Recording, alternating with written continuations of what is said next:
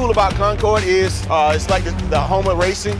And you also have some of the biggest names in car racing that resides on the outskirts of Concord. It's very synonymous to NASCAR racing.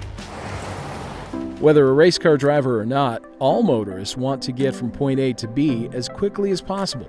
So Concord, North Carolina is another city looking for innovative solutions for traffic detection.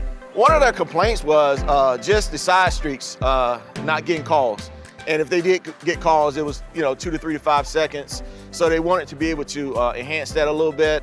Wavetronix sales manager Jerome Robinson introduced the city to the small system that detects traffic on 4 approaches with a single sensor. We used the ARC2, we used the cable, and we used the XB21. So that's really all what we needed to get this system up and running. Small systems with the XB21 sensor are rolling out at intersections across the United States as agencies see the power of one sensor providing detection for an entire intersection. Set it and forget it.